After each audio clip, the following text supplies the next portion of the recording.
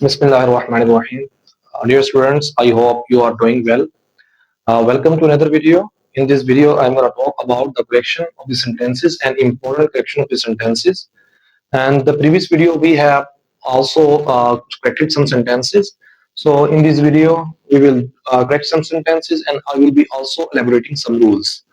अब यहाँ पर हमारे पास कुछ सेंटेंसेस हैं, उनको मैं रूल्स के साथ जो है वो डिस्क्राइब करूंगा और आपने उसको केयरफुली लिसन करना है ताकि आप इसको रूल समझ आ सके।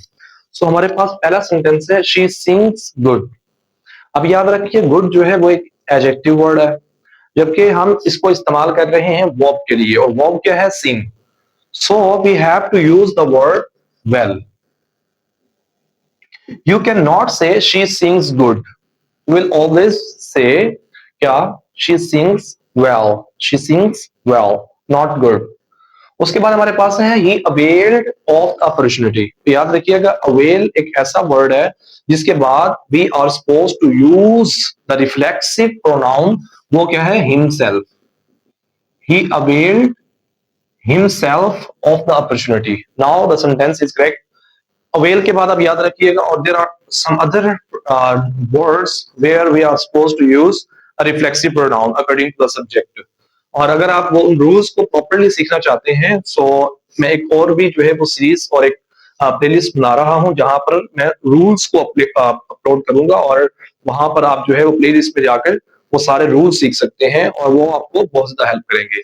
ये जस्ट यहाँ पर important correction of the sentences है जहां पर आप ब्रीफली जो है वो रूल्स को सीखेंगे और अगर टाइम कम है पेपर्स के लिए तो आप जस्ट इनको सीख कर भी you can also correct the sentences. अगर आप प्रॉपर रूल सीखना चाहते हैं और you can want to have a great command over the grammar, over the correction of the sentences, you can watch all the grammatical rules। वो उसकी जो है वो प्लेलिस्ट बाकायदा से मैं बना दूंगा। और उसके बाद हमारे पास है आई am sick with his company. तो सिक जब किसी कंपनी से या किसी चीज से जब कोई सिक हो जाता है तो फिर क्या कहते हैं of. I am sick of his company ना के विद हिज कंपनी। और उसके बाद in the way I met an old friend. In the way नहीं कहते हैं, हम कहते हैं on the way, on the road. We can not say in the road या in the way, we will always say on the road way या on the way I met an old friend. उसके बाद है leave was availed at once. तो यहाँ ये जो है वो एक्सप्रेशन इसका ठीक नहीं है, इसकी जो है वो अरेंजमेंट जो स्ट्रक्चर की है वो ठीक नहीं है। हम क्या कहेंगे avail leave at once. Avail leave at once ये नहीं कह सकते कि leave was availed at once. इसको हम एक्टिव करके यानी इसका जो पैसिव वॉइस है इसको हम जो है ना एक्टिव बना देंगे अवेल लीव एट वंस। उसके बाद है do you know to cook. बड़ा इंपॉर्टेंट सेंटेंस है, ये किसी और तरह से भी आ सकता है तो इसको समझ लें पहले कि डू यू नो। उसके बाद हम क्वेश्चन करना चाह रहे हैं तो हाउ टू के साथ क्वेश्चन करना है। ये हम उसके साथ इंफिनिटिव नहीं लगा सकते कि do you know to cook, no we will be using how to. तो क्या करना है do you know to cook नहीं, do you know how to cook. इसी तरह हम कहें डू यू नो, क्या आप जानते हैं क्या इंग्लिश बोलना, तो आप क्या कहेंगे do you know how to speak English.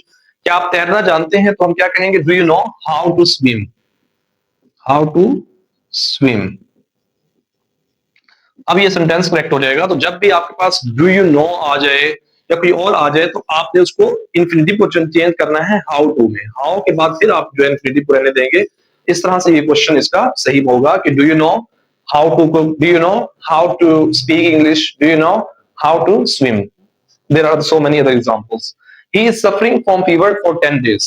अब यहां पर देखें कि for यूज किया गया और उसके साथ time है with the reference of time। और you know कि जब with the reference of time continuity में बात की जाती है तो that is always perfect continue।